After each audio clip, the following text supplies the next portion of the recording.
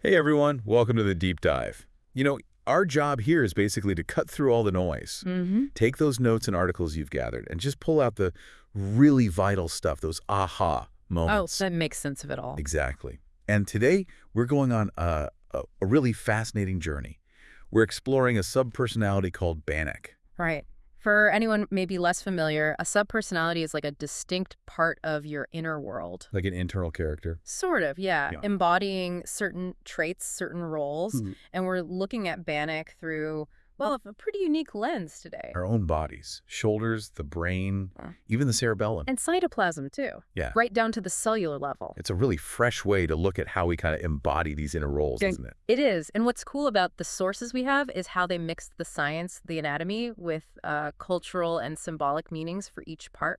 Okay. So our mission really is to unravel Bannock's traits by connecting these two sides, the physical and the metaphorical. To get that holistic picture. Exactly how it all fits together for Bannock. Okay, let's dive in then. Shoulders first. They're so of every day, right? We use them constantly. Lifting, reaching, shrugging. What comes to mind for you thinking about shoulders beyond just the movement? Well, tension, often. Yeah. The sources mention they're subtly expressive too, which I hadn't really thought about. They really are. Scientifically, they're incredible structures. Hmm. Their main job is giving us that huge range of motion in the upper body. Lifting, pushing, pulling. Throwing, hugging someone, all that relies on the shoulder. And get this, humans have the most mobile shoulder joint of any primate. Wow.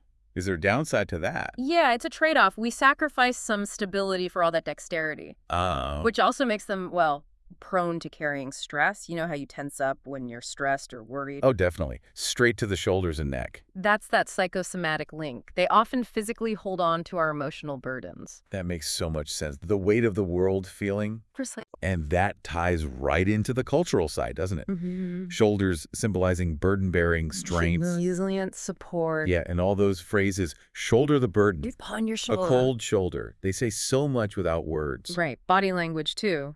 Confidence, shame. Mm. It's all there in how we hold our shoulders. So bringing this back to Bannock, how does this connect? Well, the sources explicitly call him the burden bearer. Okay. He's described as carrying the weight of leadership, these sort of silent griefs, the invisible work of keeping harmony. Among the other subpersonalities, you mean? Exactly. And the key thing is he feels it all, but he doesn't complain. Wow. His symbolic trait is this kind of loyal service. It's not flashy, not martyrdom, just steady, a sacred carrying. Like a quiet strength. Yes. And the metaphor used is really powerful. He is the bridge between the stars and the earth, lifting others without losing himself. A bridge. I like that.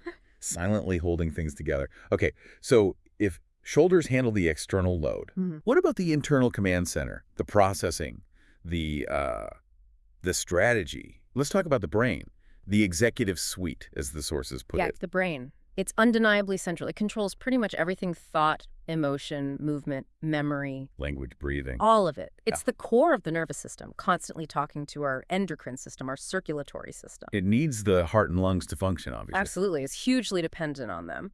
But what really makes the human brain unique is our cerebral cortex, that massive outer layer. At the evolutionary leap. That's the big one. It gives us abstract thinking, storytelling, language, creativity, ethics, imagination, complex social stuff. All the things that make us human, really. Pretty much. It's the engine of our sense of self, our identity. And unlike some tissues, it has very limited ability to regenerate if damaged. You can't live without it. It's incredible. And culturally, it's always been this symbol, hasn't it? Intelligence, willpower. Identity, control, reason. Right, like Athena being born from Zeus's head wisdom. Though interestingly, the ancient Egyptians thought the heart was the seat of the soul, not the brain. They actually discarded the brain during mummification. No way. That's fascinating. Isn't it? But in our language, we brainstorm, we use our head. It's clearly seen as the control center now. So how does this complex organ mirror Bannock? The sources frame Bannock as the system integrator. Okay, integrator. Yeah, he holds the whole map of the internal world within Max's mind. He senses the dynamics between all the different parts, the other subpersonalities. Like Addie and Kenny or Liz and Kelly? Exactly. He senses those relationships and sort of adjusts. His key trait is meta-awareness. Meta-awareness, meaning He can zoom out, see the bigger picture, the long arc.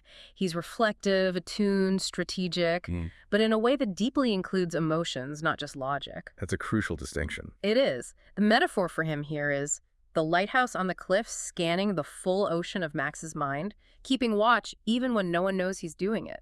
I love that. Quietly scanning, keeping watch. Ah, It fits with the burden-bearer idea, too, but on an internal level. precisely. Okay, so we have the brain as the command center. But you mentioned the cerebellum earlier.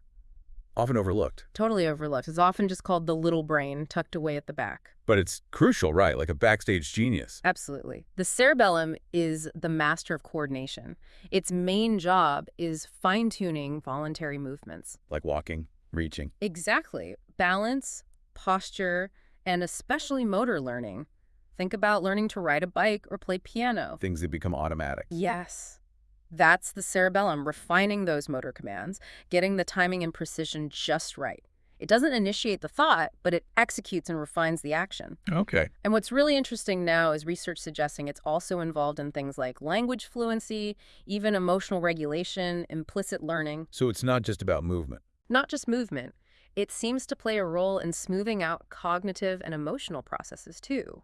It communicates constantly with the motor cortex, spinal cord, acting like a real-time correction engine. A real-time correction engine. Mhm. Wow. That's huge. It is, and it's incredibly plastic, meaning it can adapt and reorganize, especially helping with recovery after injury. So it's like the body's choreographer, That's a perfect way to put it, the choreographer archetype. making sure everything flows smoothly with precision, fluidity, rhythm. It shapes our sense of self through how we move, our physical habits.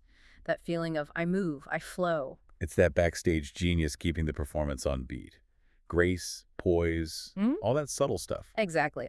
Often unnoticed, but essential.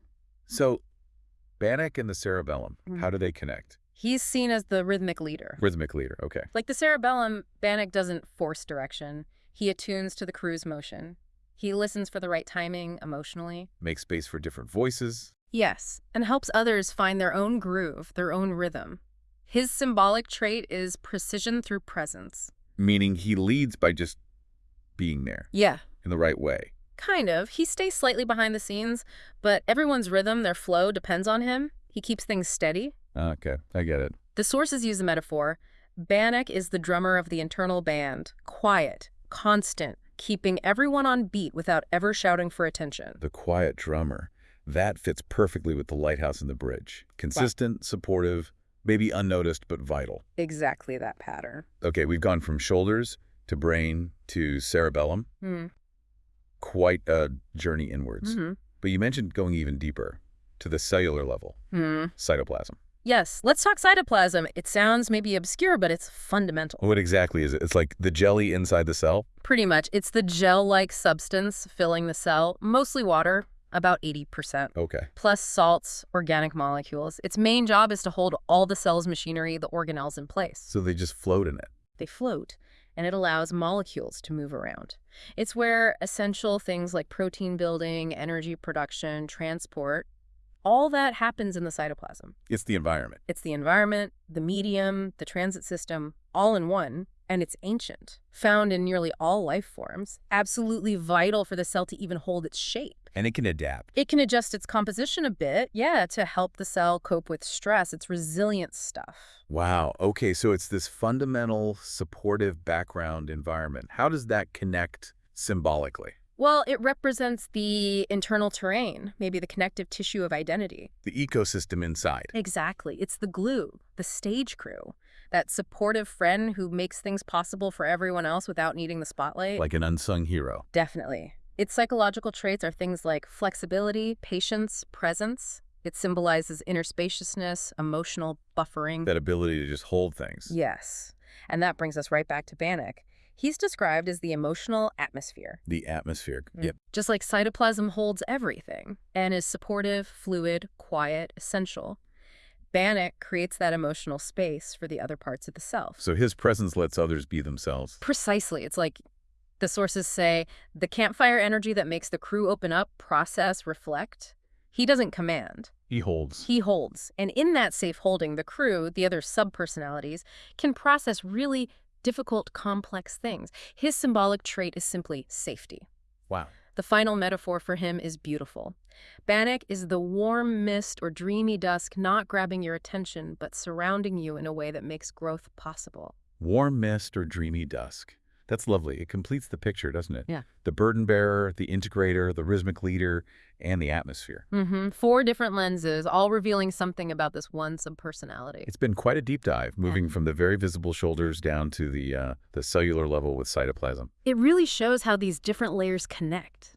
And it makes you think, doesn't it? How these biological ideas offer such concrete ways to understand something as complex as a subpersonality. Or even aspects of ourselves, right? Yeah, absolutely. Aspects of our own inner world. And maybe that's the final thought to leave you, the listener, with. Go on.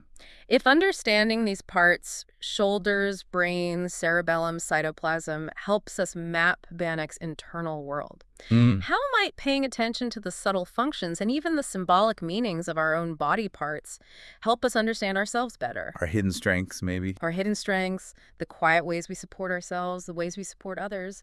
It's an invitation, really. To continue your own deep dive. Exactly, into that fascinating connection between mind, body, and character.